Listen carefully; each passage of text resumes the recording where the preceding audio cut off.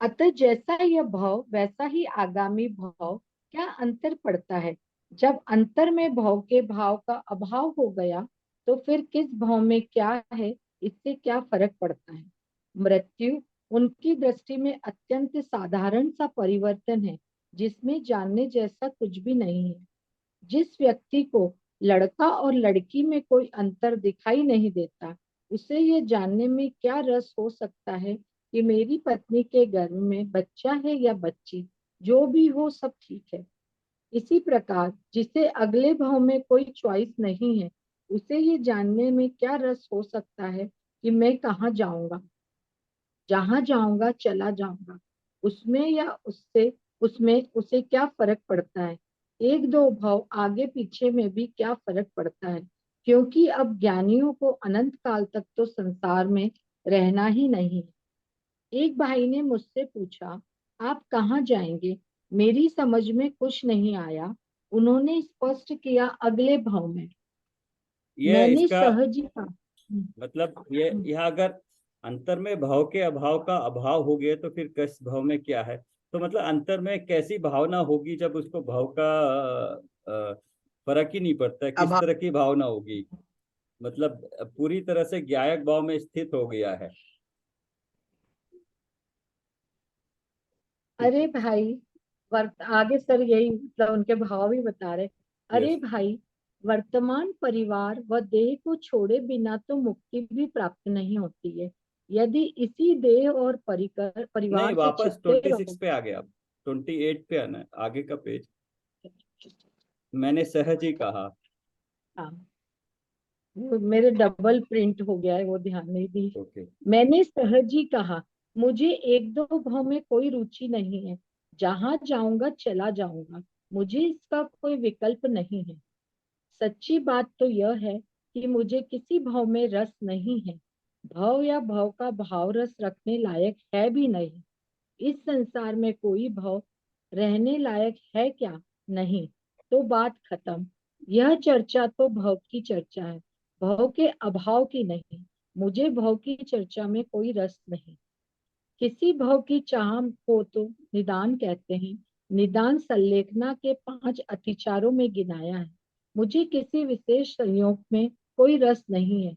एक बात तो यह है कि मुझे संयोगों में ही रस नहीं है, किसी विशेष संयोग में तो बिल्कुल नहीं। मुझे तो मात्र मुझ में ही रस है, असंयोगी तत्व में रस है। सो वह असंयोगी तत्व तो मैं ही हूँ।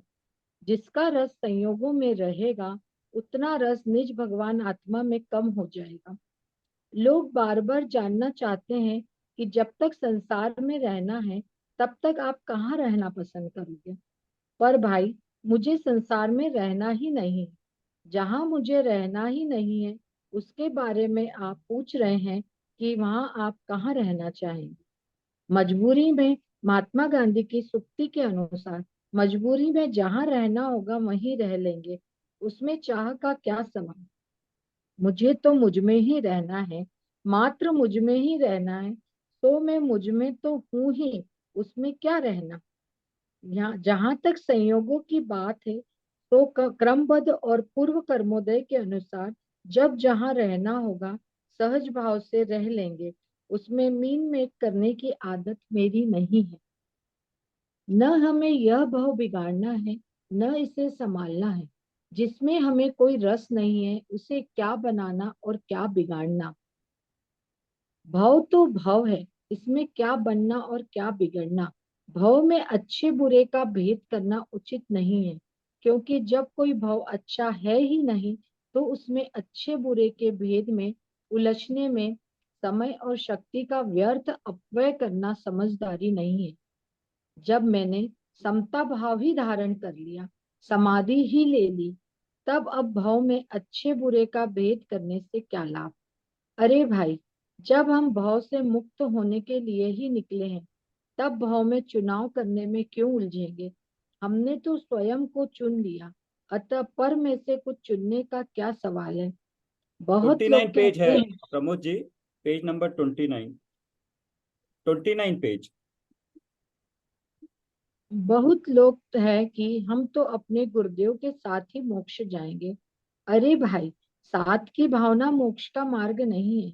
मोक्ष का मार्ग तो एकत्व, अकेलेपन की भावना है, अन्यत्व, पर से भिन्नत्व की भावना है। यदि गुरुदेव स्वयं के पुण्य के प्रभाव से सागरों लंबी आयु वाले देव हो गए, तो क्या तुम भी उनके साथ मोक्ष जाने की भावना से सागरों पर्यंत संसार में ही रहने को तैयार हो? हम तो इतना लंबा इंतजार करने के लिए तैयार नहीं। इसका अर्थ तो यह हुआ, आप ऊंचे से ऊंचे स्वर्ग में जाने को भी तैयार नहीं हैं। यह बात अत्यंत स्पष्ट है। हम सागरों पर्यंत संसार में रहने को तैयार नहीं है, रहने की भावना वाले नहीं है। यदि समाधि मरण के बाद ऊंचे स्वर्ग में चले गए तो क्या करोगे? जब तक संसार में रहना होगा, तब तक क्रमबद्ध पर्याय अनुसार जैसे रहना होगा रहेंगे, पर हमारी भावना सागरों पर्यंत संसार में रहने की कदापि नहीं है। भगवान आदिनाथ और भरत चक्रवर्ती तो पिछले भव में सरवार सिद्धि के में 33 सागर तक रहे थे। हाँ, रहे थे, पर वे सागरों पर्यंत संसार में रहने की भावना वाले नहीं थे। धर्म भावुकता में नहीं है, विवेक में है। विवेक संगत बात तो यही है कि कोई भी ज्ञानी सागरों पर्यंत संसार में रहने की भावना वाला नहीं होता है। यदि हमें भी रहना होगा तो हम भी रहेंगे, पर हमारी भावना ऐसी नहीं है। हमने तो बड़े बड़े ज्ञानियों को ऐसा कहते सुना है, हम तो गुरुदेव श्री के साथ ही मोक्ष जाएंगे। सुना होगा, पर वो भावुकता के क्षणों में ऐसा कह गए। उक्त कथन को व्यवहार वचन ही समझना चाहिए। बहुत से लोग पूरे कुटुंब परिवार के साथ मोक्ष जाना चाहते हैं। उनके लिए तो मैंने बहुत ही पहले लिखा था कि ले दौलत दौलत प्राण प्राण प्रिया पिया को को तुम तुम मुक्ति मुक्ति न न जाने जाने पाओगे। पाओगे। यदि यदि एकाकी एकाकी चल चले पड़े पड़े नहीं नहीं, तो यही यहीं खड़े रह खड़े रह जाओगे। जाओगे। मोक्ष मार्ग तो अकेलेपन का मार्ग है। इसमें साथ का क्या काम? साथ की भावना तो राग की भावना है, और जैन दर्शन वितराग भाव रूप है। यह तो आप जानते ही होंगे। संघ में रहने वाले मुनिराजों से एकल विहारी मुनिराज अधिक महान होते हैं। उनकी महानता के आधार पर ही उन्हें एकल विहारी होने की अनुमति मिलती है। तद्भव मोक्षगामी मुनिराज ही मुख्य रूप से एकल विहारी होते हैं। भावना के उद्वेग का नाम समाधि नहीं है, अपितु विवेक पूर्वक वीतराग भाव से वृद्धि ही समाधि है। स्वयं उपस्थित अनिवार्य मृत्यु के अवसर पर समता भाव पूर्वक आकुल हुए बिना बिना शांति से देह परिवर्तन के लिए तैयार रहना ही समाधि है। ऐसी समाधि पूर्वक होने वाले मरण को समाधि मरण कहते हैं। समाधि मरण में सहजता है, न विशेष जीने की भावना है और न ही जल्दी मरने की भावना है। एकदम सहजता है। जीवन भी सहज, मृत्यु भी सहज। न इस भाव संबंधी विशेष विकल्प है, न आगामी भाव संबंधी। छूटने वाले संयोग सहज भाव से स्व समय में छूट रहे हैं, और आने वाले संयोग यथा संभव समय आ जाएंगे, मिल जाएंगे। हम तो सभी के सहज ज्ञाता दृष्टा हैं और रहेंगे। इस प्रकार का वितराग भाव ही समाधि मरण है, संलेखना है।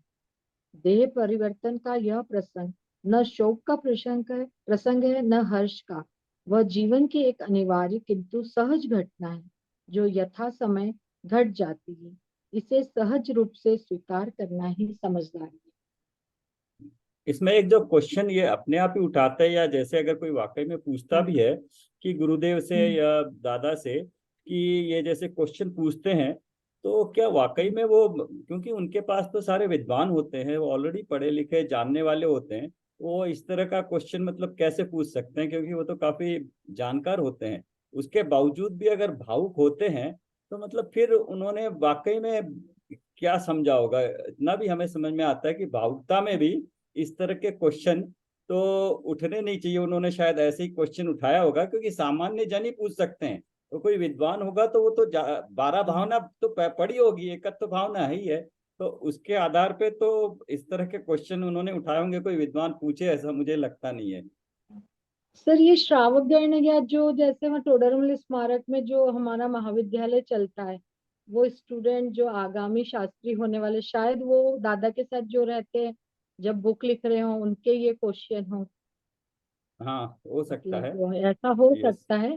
पर सर जैसे मेरा जो एक्सपीरियंस है ना, मतलब मैं शेयर करना चाहती हूँ। मैं लास्ट ईयर सोनगढ़ काफी समय रही। तो अच्छा। जो गुरुदेव के प्रति भक्ति भाव है, जो हाँ। सब भक्तों में मतलब बहुत ज्यादा, तो मतलब बहुत ही ज्यादा, मतलब गुरुदेव श्री के प्रति तो मतलब सबको यही लगता है कि हमको यही भावना कि गुरुदेव के साथ ही हमने मोक्ष जाने की तैयारी करनी चाहिए। मतलब थोड़ा वहाँ का माहौल डिफरेंट है, मतलब सबको भक्ति ज्यादा है। जो हम पढ़ रहे हैं वो तो है ही, पर मतलब सबको भक्ति वश भी बहुत ज्यादा, जैसे राग कह सकते, क्या कह सकते, मतलब मैं सही वर्ड तो डिस्क्राइब नहीं कर सकती। पर जो वहां रहते हैं, तो मतलब मैंने देखा है, मतलब बंशी बेन एंड गुरुदेव श्री के साथ मतलब बहुत ही ज्यादा भक्ति भाव मतलब है, मतलब बहुत उपकार मानते हैं कि उन्होंने हमें सही रास्ता दिखाया है। तो शायद वो सब भावुकता में कह सकते होंगे कि तीर्थंकर अकेले तो मोक्ष नहीं जाते हैं, तो हम सब भी गुरुदेव श्री के साथ जाएंगे, ये हो सकता है। यस। इवन ये क्वेश्चन भी कि जैसे देवलाली में भी वहां पर भी कई लोग बोलते थे भावी तीर्थंकर है, तो मतलब इसका भी हाँ। एक ये कैसे कहाँ किस द्विध्वनि में आया, मतलब ऐसे डाउट आता है। और दूसरी चीज, हाँ। अगर ठीक है भावुकतावश कहते हैं भक्तिवश कहते हैं वहां तक ठीक है। हम्म। अगर उनके वाकई में हम्म। सच्चे भक्त है तो अंदर से निश्चय से उनका डिफरेंट हम्म। डेफिनेटली आइडिया होगा, भाव होगा। भक्ति भाव तो आता ही है, गुरु के प्रति भी, गुरु का अपने आचार्य के प्रति आता है। लेकिन हम्म। यही समझना चाहिए कि अंदर में उनका निश्चय, ये विवेक जरूर होगा कि यस, एकत्व की भावना है, सर एक साथ। बहुत लोगों को अध्ययन है वहां पर, बहुत डीप अध्ययन है। मतलब जब गुरुदेव श्री का प्रवचन होता है उसके बाद में 1 घंटे की डिस्कशन क्लास चलती है उसी प्रवचन के ऊपर। सब लोग को मतलब इतने लोग आंसर देने को तैयार होते हैं। मतलब हमें कहीं भी डाउट हो, कहीं भी पेड़ के नीचे बैठ जाओ, मतलब थोड़ा सा माहौल डिफरेंट है। और वो फिर अपनी अपनी श्रद्धा की बात है। और जो श्वेतांबर समाज है, शायद मतलब मैंने जहां तक जाना है कि उन लोगों ने धर्म परिवर्तन करके आए हैं। तो वो इसलिए उपकारी गुरुदेव श्री को ही मानते हैं कि उन्होंने ही सही रास्ता दिखाया है। बट तो इसलिए शायद उनमें भक्ति का। गुरुदेव ने तो सच्चा धर्म सिखाया है ना, तो गुरुदेव ने खुद हाँ ने जी। इस तरह का नहीं बताया कि मेरी भक्ति करो जिससे आपका मुक्ति होगी, नहीं नहीं, या वो मेरे। तो नहीं। हाँ। हाँ। वही मतलब हम रागवश ही कर रहे हैं सर, मतलब चाहे जानते भी हैं जैसे, तो भी मतलब यही कि उपकारी हैं इसलिए हम मतलब वो कर रहे हैं, उनकी भावना बहा रहे हैं ऐसा। मतलब थोड़ा सा डिफरेंट है। गलत नहीं है, पर मतलब जो धर्म परिवर्तन करके आए सर, उनको भक्ति ज्यादा है। जो एक्चुअल में दिगंबर है उनके, मतलब जो मैंने महसूस किया है कि उन लोगों को बहुत भक्ति है। मतलब श्वेतांबर से जो दिगंबर बन के आए हैं। और नो डाउट मतलब गुरुदेव श्री ने जो प्रवचन में रस निकाला है समय सार जी का, और मतलब बार बार उनके जो प्रवचन सुनते हैं तो फर्क तो है कि मतलब उन्होंने डीप अध्ययन करके सारा कुछ, तो पूर्व जन्म का भी उनका सब कुछ ज्ञान होगा ही। बिल्कुल होगा, तो हाँ सर मैं बिल्कुल क्लास होगा। के बाद आपको थोड़ा डिस्कस करूंगी, अभी मैं ना ज्ञान वैभव बुक पढ़ रही हूँ। कौन सी? तो मैं आपको बताऊंगी ज्ञान हाँ। वैभव, बहनश्री बेन के ज्ञान वैभव। ओके। वो बुक पढ़ रही हूँ। और जो बहनश्री बेन के जो ब्रदर हैं उनके क्वेश्चन आंसर हैं, तो वो मुझे अच्छा। कहीं से प्रिंट आउट मिला था, तो बहुत अच्छे हैं। ओके। मतलब मैं क्लास के बाद डिस्कस करूंगी उसको आपसे। ठीक है, जरूर जरूर डिस्कस हाँ। करेंगे आज। हाँ। ठीक है, अभी ये चैप्टर हो हाँ। गया है। तो नहीं, हाँ इसमें जी। पिछले भी आप शायद कल नहीं थे तो एक ये पॉइंट जरूर उठ रहा था कि मतलब हम्म। संलेखना समाधि मरण किसको कहते हैं। पहले कह रहे थे कि यस, किसी के गुरु के सानिध्य में लेना चाहिए जब आपको पता लग जाए कि आपको अभी अभी मृत्यु आने वाली ही है, आपका कोई निराकरण नहीं हो रहा है शरीर का।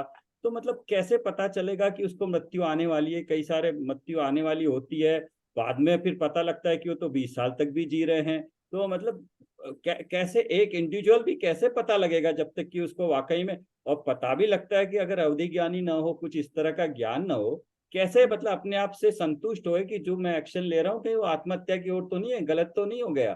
तो ये इसमें एक क्लैरिटी थोड़ी सी वो चल रही थी। बट यही है कि अल्टीमेटली यही है कि आप तत्वज्ञान पूर्वक अपने जिंदगी भर अपने जीवन में तत्व ज्ञान से व्रतों का वगैरह का पालन करते रहिए और शरीर के प्रति ममत्व हटाते रहिए। धीरे धीरे धीरे जब अपना अवसर आएगा तब इतना उसका प्रभाव होगा कि प्रतिकूल परिस्थितियों में भी आयु के और जर्जर शरीर जर्जर होने के बावजूद भी आप उसको झेल पाओगे इतना, और सहज रूप में आप अंगीकार कर लोगे देह परिवर्तन। तो उसके लिए उस वक्त सोचने की जरूरत नहीं पड़ेगी कि अगर श्रावक है, बाकी तो इन्होंने व्रती के लिए दिया है, साधु के लिए तो कोई है ही नहीं, हाँ वो तो ऑलरेडी अपने आप में है। व्रती के लिए अगर व्रत छूटने का अगर उसको डाउट होता है कि व्रत मेरे हिंसा हो रही है, अहिंसा पूर्वक पालन करने में मुश्किल हो रही है, तो वो सोच सकता है। बट अगर पालन करने में मुश्किल हो रही है तो उसको या तो वो छोड़े, अपने द्वारा कितनी देर छोड़े, अगर खाना छोड़ना पड़े तो खाना छोड़े, या किस तरह से करे। अब शरीर त्याग का मतलब क्या है? खाना ही छोड़ेगा? दवाई दवाई तो लेना छोड़ेगा, और क्या करेगा? पर सर मतलब अंदर भाव से भी शायद जो ज्ञानी जन है, और मतलब अपने इसमें बुक में ही पढ़ा है कि चौथे और पांचवे गुण स्थान वाले हैं। तो मतलब उन्होंने तो सम्यक दर्शन का रस चखा है, मतलब सम्यक दर्शन है उनको। तो वो तो फिर उसी भावना के साथ, तो उनको तो शरीर के स्व पर का भेद मान लिया, उनको पता लग गया है। तो यस। फिर मुझे लगता है कि उनका ये सब ममत्व तो छूट जाए, क्योंकि इस मतलब अपने इस बुक के हिसाब से चौथे और पांचवे गुण स्थान वाले ही संलेखना या समाधि मरण मतलब ले सकते यस। हैं। पीछे आया था। या तो उनको तो सारा पता लग गया सर, तो उनको तो मेरे को लगता है खाना भी वो शरीर तब बढ़ाने के लिए उतना ही खाते होंगे। तो उनको जब 100 पर का हो गया तो शायद वो राग नहीं रहता होगा। और मेन वही राग खत्म करना, कषाय मंद करना, वही संलेखना है। मतलब पीछे बार बार आया है ये चीज कि मंद कषाय रूप परिणाम हो, और चौथे पांचवे में मंद हो जाते हैं। बट औदैहिक तो भाव शायद अगर हो तो मतलब औदैहिक भावों के हाँ। उदय में कषाय हम्म, भी उत्पन्न हो सकती है, इसमें कोई बात नहीं है। शरीर भी निर्जर हो, प्रतिकूल परिस्थितियां भी हो, तो औदैहिक भाव के अनुसार अपने फिर से शरीर के प्रति ममत्व भी उठता। तो ऐसे वक्त में जो स्थितिकरण अंग जो कहते हैं, अगर श्रावक के लिए भी है, और उसमें वापस स्थिति लाने के लिए कि भैया समझाने के लिए, आपने अपने जीवन में इतना त्याग किया, व्रत किया, क्या कुछ समय के लिए आप अपने आप पे करिए। इस तरह से साधर्मी या जो भी व्रती होते हैं वो भी वैसे कराते हैं, उसको करवा सकते हैं। सर बड़ा बड़ा समाधि मरण पढ़ते हैं सूर्यचंद्र जी का, तो उसमें भी आता है ना, तो उससे बहुत भावनाएं अपनी मतलब ऐसी हो जाती है कि थोड़ा वैराग्य उत्पन्न हो जाता है।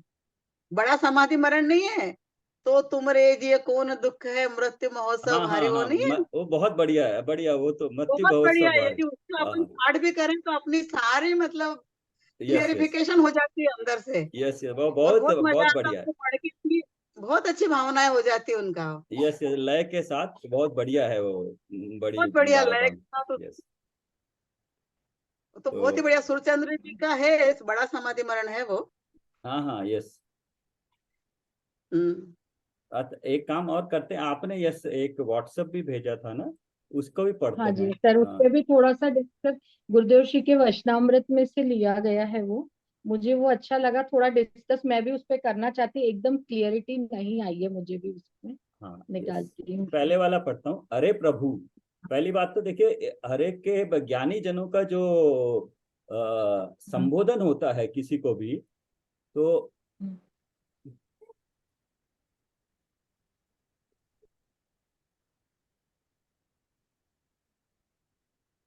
हम्म, तो अरे प्रभु तू तो आनंद स्वरूप भगवान, तो अरे प्रभु मतलब ये खुद संबोधन भी किसी को करते हैं ना, तो उसको अपने लेवल से उठा देते हैं। उसको पामरता पे नहीं जाते हैं कि पामर है तू, अरे तू पामर। अब हम खुद ही अपने आप कहते हैं कि मैं कितने पाप किए, मैं कितना पामर हूं, ऐसा नहीं है। वो जब गुरुदेव श्री बात करते हैं, हे प्रभु, प्रभु से बात करते हैं, हम्म, और तो आनंद स्वरूप भगवान है। प्रभु भी बोला, फिर भगवान फिर बोला, तुझे दुख शोभा नहीं देता, तुझे दुख शोभा नहीं देता प्रभु। फिर प्रभु, अरे तुम सभी भगवान हो, तुम्हें दुख शोभा नहीं देता। तो यहाँ पर भी वो जो त्रिकाली गायक स्वभाव है, उसकी ओर दृष्टि हर वक्त रहती है। पर्याय में होने वाले, फिर यहाँ तक के लिए गायक स्वभाव बताया है, त्रिकाली स्वभाव के ऊपर बोला कि तुम ऐसा है। फिर बताया कि पर्याय में भी, हाँ पर्याय में होने वाले कृत्रिम विकार, कृत्रिम है एक समय के। कृत्रिम विकार मतलब स्वभाव से उत्पन्न नहीं है। पर्याय में होने वाले कृत्रिम विकार की दृष्टि छोड़ तो, मोह राग द्वेष के जो भाव है, दृष्टि छोड़ तो तू पर्याय में भगवान हो जाएगा। तो ये धीरे धीरे भगवान बनने की मतलब ये प्रक्रिया यहाँ पे बता दी एक लाइन में, कि पर्याय में होने वाले कृत्रिम विकार की दृष्टि छोड़ तू। मतलब मैं मोही रागी द्वेषी हूँ छोड़ने की बजाय, समझने की बजाय मैं ज्ञायक स्वभाव त्रिकाल मतलब द्रव्य दृष्टि पे लाया है। अरे प्रभु, फिर किया, मतलब कितना कितना हर लाइन में प्रभु ही करके संबोधन है। ऐसा अवसर कब मिलता है? तो ये मतलब मनुष्य पर्याय की महानता बताई है कि कैसे मिला है। एक समय की पर्याय पर दृष्टि होने के कारण, एक समय की पर्याय पर दृष्टि होने के कारण वही पर्याय दृष्टि अनंत काल दुख में बीता। पर्याय तो एक समय की हो रही है और दृष्टि भी एक समय की है, वो बदलती रहती है, लेकिन वो एक एक समय मिलकर एक्चुअली कंटिन्यूअस हो जाती है।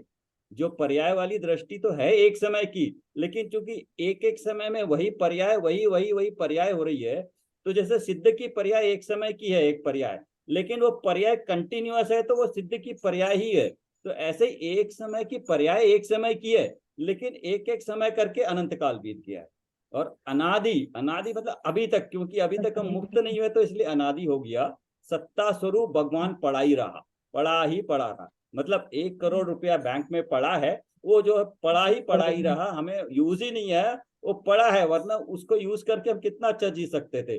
सत्ता स्वरूप मतलब सत्ता में पड़ा है, सत्ता में ज्ञायक स्वभाव है, उसमें अनंत गुण है, अनंत गुणों का धारी मैं हूं, ऐसा सत्ता मेरा है। भगवान पड़ा ही रहा, पड़ा ही रहा। भगवान भी बोल रहे हैं वो पड़ा ही रहा, यह कोई साधारण बात नहीं है। तो मतलब कोई खोया नहीं है, कोई कोई खोया नहीं है, कोई चीज कमी नहीं हुई है, और कोई चीज की मुझे बाहर से जरूरत नहीं है। ये तीनों चीजें आगे मूल सिद्धांत बुद्ध बात है, अंतर से सहज ही निकली है पूज्य गुरुदेव से। तो ये अगर हम इनको जितने भी ज्ञानी जनों का होता है, अगर उसको ध्यान से देखे तो उसमें पूरी की एक लाइन में भी वो सब कुछ बता जाते हैं।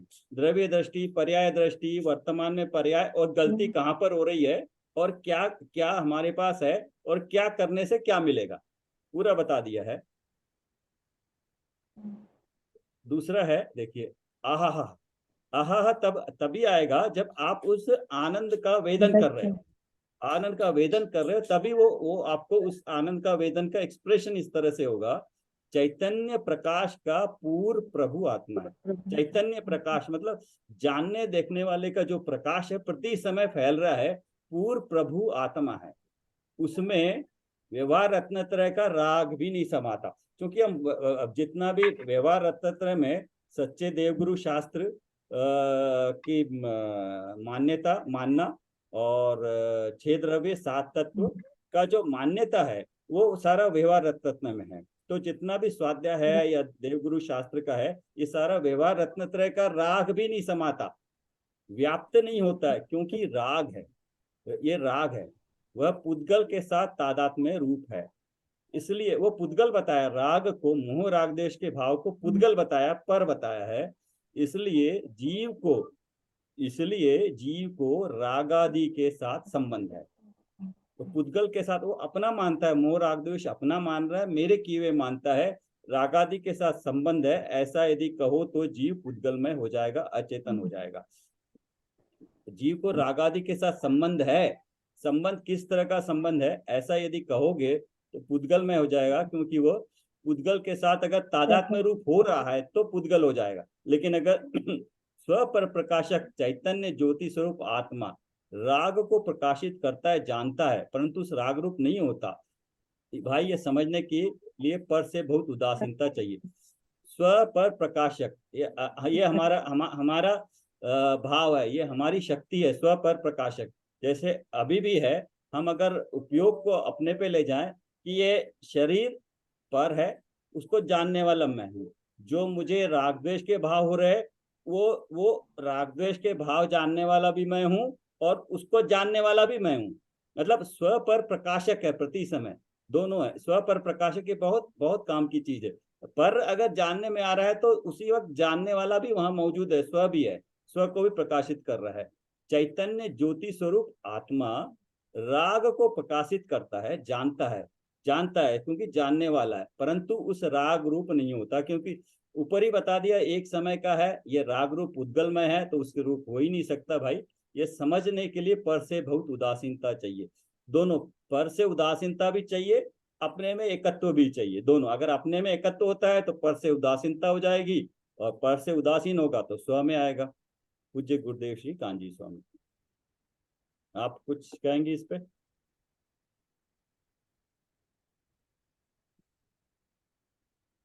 जो रागादि भाव है उसको भी पुद्गल माना है। और यस पहले वाले उसमें जैसे कि एक समय की पर्याय में हम इतना मग्न हो जाते हैं कि जो हमारा अंदर भगवान आत्मा स्वरूप है, गुरुदेव श्री तो अपने हर प्रवचन के स्टार्टिंग में ही बोलते हैं हूँ तो परमात्मा छू। ये यस समझ हम वो समझ नहीं रहे हैं, मतलब अंदर है, हम आत्मा की 17 शक्तियां भी पढ़ते हैं तो वो शक्तियां हमारे में है, हम सिद्ध स्वरूप ही हैं। पर फिर भी हम उसको बाहर नहीं, और पर में ही सारी मान्यता रख रहे हैं, इसी पर्याय को इतना ज्यादा, मतलब बहुत ज्यादा मोह राग देश इससे, और उसको पहचान नहीं रहे। मतलब गुरुदेव श्री यही कहना चाह रहे हैं कि वो तो तेरे पास है, तू तो भगवान ही है, और तू उसको समझ नहीं रहा है। और पर से, और सेकंड वाले में भी स्वपर का ही बताया है कि यस। ये जो हम व्यवहार रूपी जो भी करते हैं पुण्य के लिए, तो वो भी सब राग में बताया है। और मतलब ये तारतम्यता बताई है कि मतलब कनेक्शन है उसका हमारे साथ, पर हम उसको अलग भेद नहीं कर रहे हैं। तो यही समझी हूँ मैं। कुसुमलता जी, आप यस। कुछ कहना चाहें? नहीं, ठीक है। बराबर। हाँ। भाव तो हो हाँ, रहे हैं, नहीं ये। लेकिन भाव को पर रूप जानना है। भाव हो रहे हैं मुझ में, भाव को उसमें कर्म के उदय में हो रहे हैं, बट अभी मेरे परिणाम में मैं ये जानूं कि ये भाव मेरे मेरे में हुए हैं, लेकिन ये न तो मैं हूं न ये मेरे हैं। क्यों? क्योंकि एक समय के हैं। और जो चीज एक समय के लिए मेरे साथ रहती, जो हर वक्त तादात्म्य रूप नहीं रहती, अनादि अनंत, वो चीज मेरी नहीं है। जो भी चीज मेरे साथ एक समय या कुछ समय के लिए रह के चली जाएगी, वो मेरी नहीं हो सकती। तो रागादि भाव चेंज होते रहते हैं, प्रति समय भाव चेंज होते हैं, तो मेरी नहीं है। तो इस तरह से यस। इसको मतलब जो चीज कही गई है उसको टुकड़े टुकड़े करके और उस पे जैसे फोकस करना, मैग्नीफाई करके इस चीज को, स्वपर को, और स्वपर को और स्वपर प्रकाशक अपनी शक्ति को, अपने ज्ञान स्वभाव को और अपनी त्रिकाली शक्तियों को इस तरह से अलग कर सकते हैं।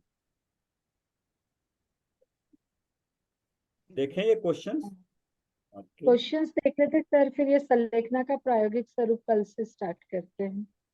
यस।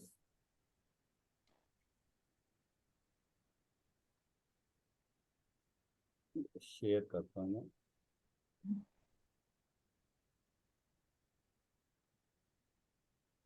सर आज रीजॉइन तो नहीं करना है ना, आपकी भी क्लास नहीं, है आज? हाँ, 9 बजे मैं वो हाँ। ज्वाइन कर लूंगा, आप चाहो हाँ तो जी। कर लो, हाँ। कोई नहीं, स्टडी नहीं, कर लो। मेरी भी सर 9:15 से है क्लास ना। हाँ, शेयर हुआ स्क्रीन? हाँ, स्क्रीन शेयर हुआ सर, थोड़ा सा इसको जूम। मैं पढ़ता हूँ, शेयर तो हुआ है, वो उसी हिसाब से है। 1 मिनट, हाँ, अच्छा, ओके। जूम। एक मिनट, एक सर मिनट जब में कर। आपने स्टार्ट में किया था तब एकदम क्लियर क्वेश्चन दिख रहे थे। अभी स्टार्टिंग में तो सर थोड़ा बड़ा करेंगे तो शायद दिखेगा। हाँ सर, अब दिख रहा है। बड़ा साइज बड़ा करता हूँ। पढ़ता हूँ मैं। जिनवानी में किस रूप वर्णन है? राग द्वेष रूप, निश्चय व्यवहार रूप, कषाय रूप, आगम अध्यात्म रूप। निश्चय व्यवहार रूप हो गया। स्वद्रव्य परद्रव्य को अ, अच्छा, ये बाकी लोगों को बता दूं, ये कल इन्होंने जो अरहम पाठशाला का एग्जाम दिया था उसके क्वेश्चन इन्होंने पेपर शेयर किया था, तो उसको शेयर किया है, मैं कर रहा हूँ। उसको एक बार जस्ट पढ़ लेते हैं। ये मोक्ष मार्ग प्रकाशक से ही है शायद। नहीं सर, ये ना सब रैंडमली है। ओके। मतलब अपने सर अपने पढ़ा भी, पर उसका थोड़ा डिटेल है, मतलब शास्त्रों के अध्ययन करने की पद्धति। हम्म। मतलब सारा करणानी और चंडानी योग का भी थोड़ा सा गुणित भी है। ये मतलब हम लोगों की मंथली एग्जाम भी होती है, तो ये मंथली एग्जाम थी। देख लेते हैं। अच्छा, स्वद्रव्य परद्रव्य को, कारण कार्यादि को, किसी को किसी में मिलाकर निरूपण करने वाला कौन सा नय है? व्यवहार नय। निश्चय से देवशास्त्र गुरु जिनवानी तीर्थ क्षेत्र वीतराग भाव ही मोक्ष मार्ग है। प्रथमा नियोग में किसकी प्रधानता से विष्णु कुमार जी की प्रशंसा की है? ये मेरे को नहीं पता, वात्सल्यांग है। वात्सल्य। वात्सल्यांग से उन्होंने रक्षा जो की थी ना, रक्षाबंधन पे। हाँ हाँ हाँ, यस वात्सल्य। Yes, okay. 14 गुणस्थान रूप जीव का वर्णन कौन से अनुयोग का विषय है? करणानुयोग। हाँ जी। एक द्रव्य के भाव को उस रूप ही निरूपण करना कौन सा न्याय है? निश्चय न्याय है। निश्चय। निश्चय। हाँ, ओके। डैश के बिना डैश को समझाया नहीं जा सकता। व्यवहार के व्यवहार बिना के बिना परमार्थ को नहीं परमार्थ समझा को जा सकता। समझाया नहीं जा सकता। सत्यार्थ ऐसे ही है, ऐसा किस नए के कथन को मानना चाहिए? निश्चय नय। ओके। जिस प्रकार जीवों को अपने बुद्धि गोचर धर्म का आचरण हो, ऐसा उपदेश कौन से अनुयोग में दिया जाता है? आचरण में मतलब चलना नहीं होगा। हाँ, यहाँ दिया, आचरण दिया ही है, तो चरणानुयोग में। हाँ पुण्य पाप का फल किस अनुयोग में बताया है? प्रथमानुयोग, कहानियों के द्वारा हाँ जी पुण्य पाप का फल। हाँ जी हाँ जी। चारों अनुयोगों कथन पद्धति अलग अलग है, पर सबका प्रयोजन एकमात्र वीतरागता, वीतरागता का पोषण वीतरागता करना का है। पोषण। जिस प्रकार रागादि मिटाने का श्रद्धान हो, वही श्रद्धान सम्यक दर्शन है। मोक्ष मार्ग में पहला उपाय सम्यक ज्ञान, द्रव्यानुग, आगम ज्ञान, दिव्य ध्वनि आगम ज्ञान कहा है। आगम द्रव्यानुग में शुभ उपयोग का निषेध क्यों करते हैं? शुभ में रखने के लिए, अशुभ में ले जाने के लिए, अशुभ में से जाने से रोकने के लिए, शुद्ध में शुद्ध में लगाने के लिए। लगाने के लिए, शुद्ध शुद्ध में में लगाने लगाने के लिए। केवल ज्ञान गम्य विषय का व्याख्यान किस अनुयोग में है? करणानुयोग। करना नहीं। भेद ज्ञान और वीतराग दशा होने के कारणभूत जीव का वर्णन किसमें मिलता है? ये क्वेश्चन क्या है? भेद ज्ञान और वीतराग दशा होने के कारणभूत जीव का वर्णन किसमें मिलता है? किसमें मिलता है? चरणानुयोग, सर अध्यात्म शास्त्र, मैंने करणानुयोग, प्रथमानुयोग। सर मतलब इसमें मैं थोड़ा सा कंफ्यूज थी, तो मैंने तो अध्यात्म शास्त्र देखा है, पर आई थिंक मुझे लगता है करना नहीं होगा क्या, जीव कांड और इनमें सब में। ये पता नहीं, अध्यात्म शास्त्र को इन्होंने द्रव्यानुयोग से लिया है, पता है। भेद ये मतलब ज्ञान आज और क्लास वीतराग में दशा डिस्कस होने के होगा ये कारणभूत जीव वाला का क्वेश्चन वर्णन। ना। भेद ज्ञान और वीतराग दशा के, हाँ, अध्यात्म शास्त्र ही अलग होना हाँ चाहिए। मैंने अध्यात्म शास्त्र, क्योंकि मुझे ऐसा लगा अध्यात्म शास्त्र को इन्होंने द्रव्यानुयोग से लिया है। द्रव्यानुग, एग्जैक्टली द्रव्यानुग होना हाँ चाहिए था, हाँ उसकी जगह अध्यात्म में, क्योंकि वितराग हाँ। दशा अध्यात्म मतलब मेरे लिए, तो वो वितराग हम्म अध्यात्म शास्त्री करेक्ट होना चाहिए। शास्त्रों को हम्म। अर्थ समझने की डैश को जाने पद्धति। बिना पढ़कर भी मिथ्यात्व रह जाता है। पद्धति, समझने की पद्धति को जान। गुणस्थान कब से है? अनादि से, जब से मिथ्यात्व है, जब से जीव है, सभी सभी। सभी सभी आएगा। गुणस्थान का संबंध निम्न में से किससे है? मोह और योग, श्रद्धा, चारित्र, ज्ञान और मोह अज्ञान, मोह संसार योग स्थिति। से। मोह और योग के तारतम्य स्थिति। जिसका श्रद्धा सम्यक भी है और मिथ्या भी है, कौन सा गुणस्थान है? दोनों मिक्स वाला बताया, तो जो सम्यक मिथ्या हाँ। दृष्टि। अधिकतम गुणस्थान कितने हैं? 14, संख्यात, असंख्यात, अनंत। ये सर इसमें मुझे डाउट, अपेक्षा नहीं दी है। अपेक्षा से, जो भी लिखेंगे हमारा तो गलत सर ही फिर होता है क्या जनरली। मानेंगे? फिर सर जब मतलब जो भी इसको क्या आंसर देंगे मानेंगे? ना, वो गलत होगा। 14 कहेंगे तो गलत, क्योंकि हाँ जी। इसमें दो अपेक्षाएं। एक है कि ये हाँ क्वेश्चंस हमारे उसमें भी बहुत आते हैं। ये एक तो हमारी पुस्तक के सिलेबस के अपेक्षा से है, और एक है हाँ हाँ जनरल सामान्य ज्ञान की अपेक्षा से। अनंत गुणस्थान होते हैं, जितने भाव हाँ। होते हैं उतने गुणस्थान। बट तो अधिकतर सर ये यहाँ, तो जो एग्जामिनर है उसका मतलब क्या भाव था, उस हिसाब से आंसर आएगा इसका तो। बट यहाँ अधिक नहीं, गुणस्थान कितने हैं तो 14 लिख सकते थे, अधिकतम लिखा है यहाँ, तो अनंत तो हाँ ज्यादा अप्रोप्रिएट लगता है। मिथ्यात्व गुणस्थान किसे कहते हैं? उल्टी मान्यता, मिथ्या अभिप्राय, तत्व, अश्रद्धान, सभी सभी। सभी आएगा। कौन कौन से गुणस्थान गिरने पर ही होते हैं? साधासन, सम्यक दृष्टि, सम्यक मिथ्या दृष्टि, प्रमत्त संयत। प्रमत। तो छठवां गुण स्थान भी गिरने का होता है। हाँ, सासादन भी होता है और प्रमत्त हाँ संयत भी, बट सम्यक मिथ्या दृष्टि फर्स्ट से थर्ड में भी जा सकता है। हाँ। तो 1 और 3 होना चाहिए। सर मुझे इसमें थोड़ा सा डाउट ही लग रहा था, क्योंकि सम्यक मिथ्या दृष्टि जो है सर तीसरे से भी तो नीचे गिरता ही है ना। नहीं नहीं, इसमें क्या, ये कौन कौन से गुणस्थान गिरने पर होते हैं, मतलब सम्यक मिथ्या दृष्टि तीसरा गुणस्थान है। ये हाँ। पहली बार होता है तो 4 से 3 पे आएगा। नहीं भी होता हो तो, हम्म, क्योंकि एक बार 3 फाटे पड़ गए, अगर मान लो हाँ वो क्षम मिथ्या दृष्टि से चौथे गुणस्थान से अगर पहले में आ गया, और वो हम्म सम्यक मिथ्या दृष्टि के जो परमाणु है वो सत्ता में है, मिश्र सम्यक परमाणु जो है उसके सम्यक के, अगर परमाणु अगर उस वक्त वो भाव उदय में आ गए, तो वो तीसरा भी हो सकता है। फर्स्ट से, ये मैंने कल चेक भी किया है बुक में भी, फर्स्ट से थर्ड में जाने का भी वो है। तो ये दोनों तरीके से हो सकता है। तो गिरने पर ही होते हैं, वो है सासादन और प्रमथ।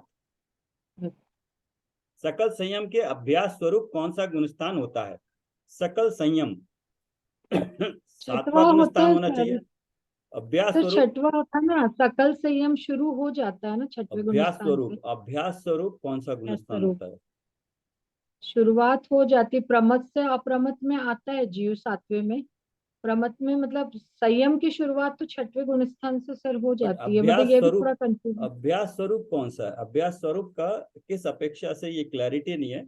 तो सातवां भी हो तो सकता शायद है, मैं छठा भी हो सकता पूछूंगी है। यार, छठवा और सातवां को क्या होता है, सर से पूछती हूँ आज क्लास में। मतलब हम्म। इसमें मुझे थोड़ा सा कंफ्यूजन हुआ था कि छठवे में भी संयम की शुरुआत तो हो ही जाती है। सकल संयम देखिए, सकल संयम, हाँ, क्योंकि इसमें अभ्यास प्रमत्त स्वरूप लिया है, है। प्रमत्त लिया है, तो प्रमत्त और अपमत्त ये हाँ दो में से एक हो सकता है। प्रमत्त हाँ, छठवा सातवें प्रमत्त में में से कोई छठवा नहीं। नहीं हो सकता है सकल संयम। तो सातवें में ही अप्रमत्व सातवां अप्रमत्त होगा। विरत होना चाहिए। थोड़ा सा हम्म, क्वेश्चन में डाउट है, क्लैरिटी नहीं है। हाँ, प्रमत्त विरत गुणस्थान कौन सी गति में होता है? ये सातवां गुणस्थान है, मुनि का होगा तो मनुष्य मन, में ही होगा। हाँ, मनुष्य। श्रेणी का दूसरा गुणस्थान कौन सा है? श्रेणी का पहला गुणस्थान आठवां होता है, नौवां गुणस्थान है अधाकरण, अपूर्वकरण, अनिवृत्तिकरण होगा इसका। जिन्हें भावलिंगे तो मुनिदशा होने पर भी सर्वाधिक कषाय वे कौन से गुणस्थान वाले हैं? सर्वाधिक, सर्वाधिक कषाय हैं, सबसे अधिक कषाय हैं, वे कौन से गुणस्थान वाले हैं? तो ये छठवा गुणस्थान। नहीं, भावलिंग मुनिदशा होने पर भी